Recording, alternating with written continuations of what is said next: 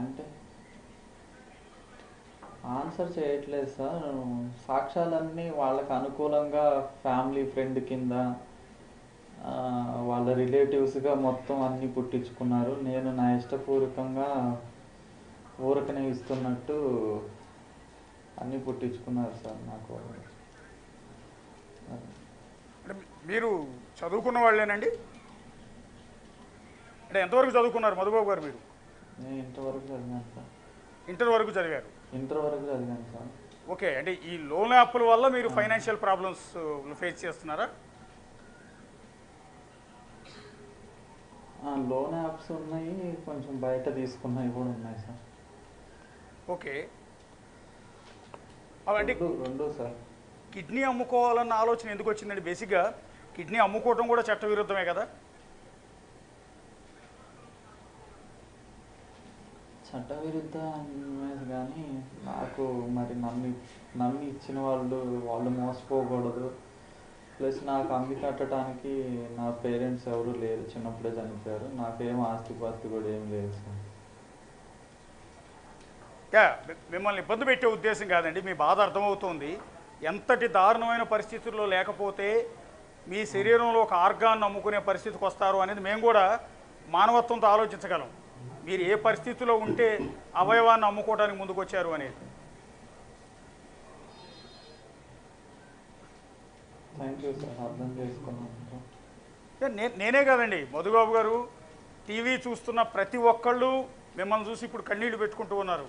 మనకు కూడా ఆ పరిస్థితి వస్తే ఏంటి అని బాధపడుతూ ఉన్నారు. మీకు న్యాయం జరగాలి అని ప్రతి ఒక్కళ్ళు డిమాండ్ చేస్తూ ఉన్నారు.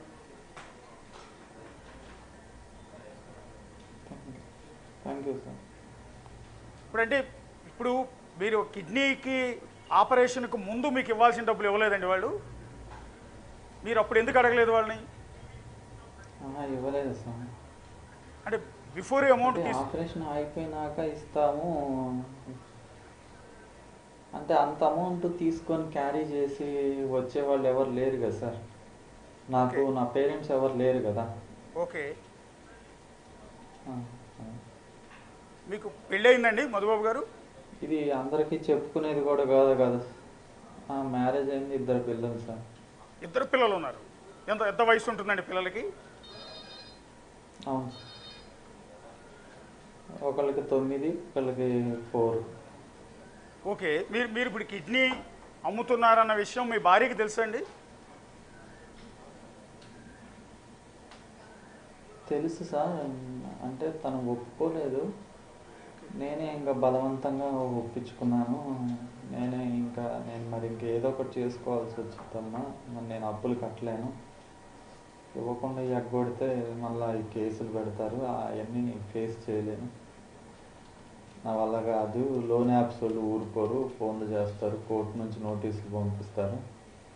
ఇదన్నా చేస్తే కొంచెం అప్పులు తీరి ఏదో ఆడపిల్లలన్నీ సెటిల్ అవుతాము, కొంచెం ఏదన్నా ఒక వ్యాపారం పెట్టుకోవచ్చు అన్న ఏదో కొంచెం ఆశతోటి అలా చేశాను. లాస్ట్ టైం మీరు మళ్ళీ అమౌంట్ కోసం హాస్పిటల్ వాళ్ళు ఎప్పుడు అప్రోచ్ అయ్యారండి? అంటే మోసపోయానని ఎప్పుడు మీరు నమ్మారండి? స్టిచ్చింగ్స్ తీసడానికి వెళ్ళినప్పుడు ఫోన్ చేసినా లిఫ్ట్ చేయలేదు సార్. హాస్పిటల్కి వెళ్తే హాస్పిటల్ వాళ్ళకి ఏం తెలియదు కదా సార్. హాస్పిటల్ వాళ్ళు ఒకటే, నేను హాస్పిటల్ వాళ్ళని, నాకు లెఫ్ట్ అని రైట్ తీసుకున్నాను అంతే. వాళ్ళకి జరిగి చేశారా లేకపోతే వాళ్ళే చేశారా అని అన్నది నాకు అయితే వాళ్ళు ఎప్పుడు నాతో మాట్లాడలేదు. హాస్పిటల్ వాళ్ళు చెప్పింది ఏంటంటే నీకు లెఫ్ట్ సైడ్ తీసుకుంటాం అని అన్నారు, కానీ రైట్ సైడ్ తీసుకున్నారు.